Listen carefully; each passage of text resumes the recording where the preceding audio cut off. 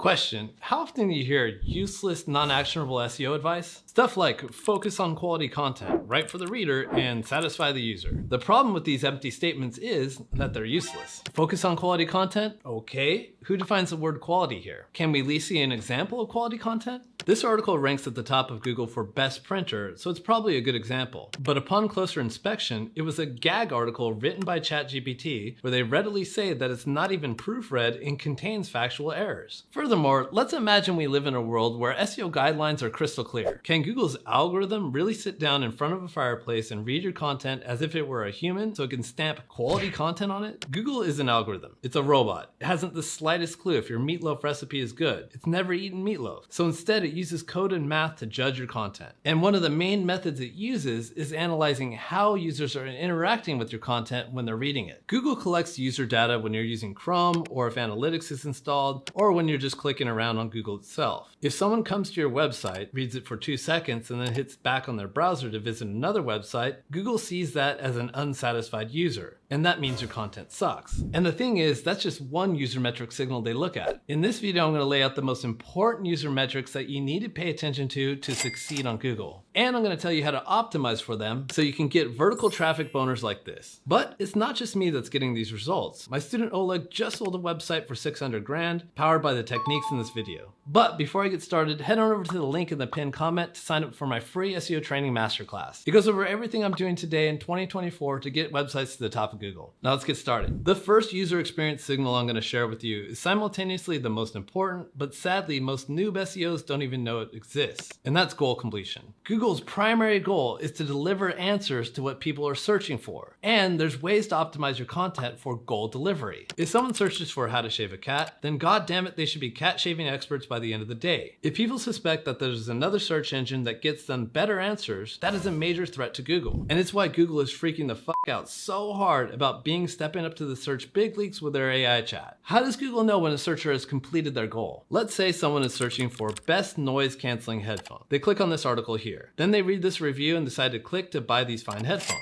Mission complete. They didn't go back in their browser, nor did they search again, because they got their answer. And last year, Google really started showing their cards about how damn important goal completion is to them. People started noticing these surveys when they tapped back on their browsers while searching on mobile. The survey asked, how easy was it to find what you wanted on the site? This is even more interesting when you read between the lines. These surveys were coming up on mobile devices. People searching on mobile are very distracted and they're usually on the go. So in the world of mobile, easy means fast. How fast was it to find what you wanted on the site? When optimizing for goal completion, you want to give quick, clear answers to the search query. I'll show you how to do that in a sec. This is contrary to old SEO theory that believed that maximizing time on page was the goal, and that time on page was a signal that people are actually reading your content. Not in 2024, buddy. Google has TikTok to deal with in this attention economy. Ain't no one got time for reading. Ain't nobody got time for that.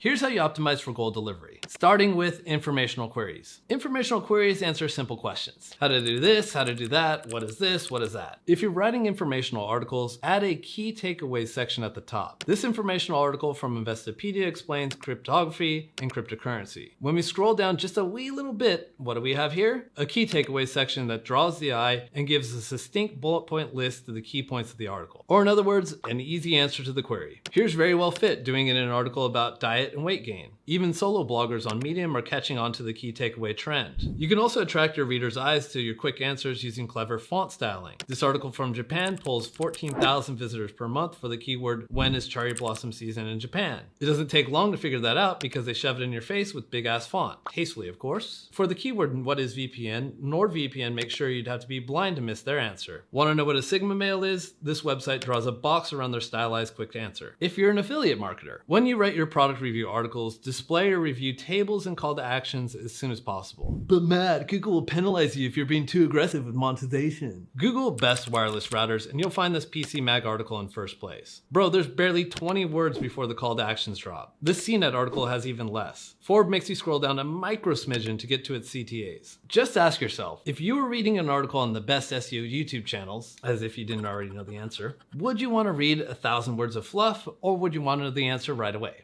Right away. Exactly.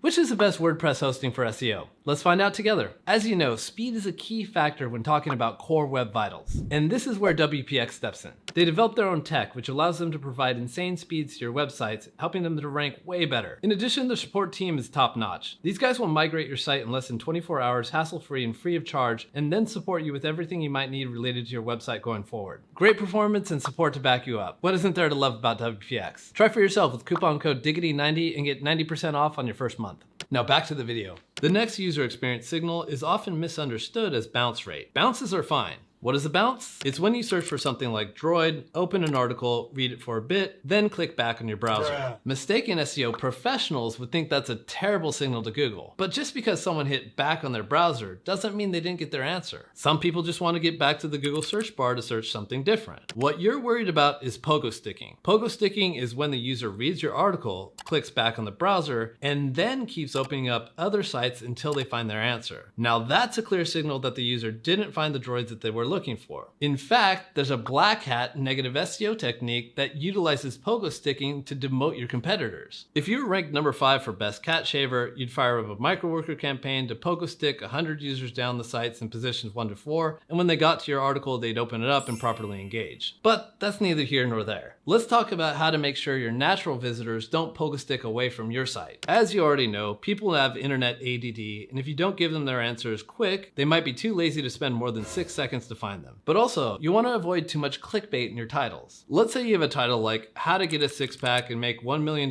by Next Thursday. First off, I think most non-morons are going to avoid clicking it. But for the ones that do, if you don't deliver on your promise right away, they're going to leave. The exact same goes for YouTube. This video is titled, This is what Google actually wants you to do. If I didn't convince you that user metric signals were important in the first 10 seconds, you wouldn't be watching right now.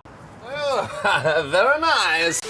Another killer is site speed. If your page doesn't load in 2 seconds tops, people are going to GTFO and click on another result. In the description, I left a link to a video that I have on Sitespeed, so make sure to check it out after you finish here. The next user metric signal you want to pay close attention to is click-through rate, or CTR. CTR is the percentage of time that people click on your article when they see it in a search result. This graphic from Systrix shows the typical click rates you'd find on various positions on Google. If Google is consistently serving up your articles that hardly get clicked on relative to their position, it's a sign that it's not what people are looking for, and thus they'll move you down the page. Likewise, if you have an abnormally high CTR for your position, they'll move you up the page. Your primary levers that influence your click-through rate are your titles and your descriptions. This article of mine ranks number 1 on Google for best web hosting for SEO, makes me a ton of money, and yes, it has killer CTR. Let's focus on the title first. At the front of the title, we have the keywords that let people know that this article is what they're looking for. Towards the back, we have some light clickbait, mentioning the current year so readers are assured that their article is up to date. In the description, there's keywords that get bolded, which also draws the eyes. And because I added a table of contents, it increased my chances to get jump links, which makes the search result bigger and more clickable. Thanks for watching. Make sure to subscribe and sign up for my SEO masterclass, link in the pinned comment.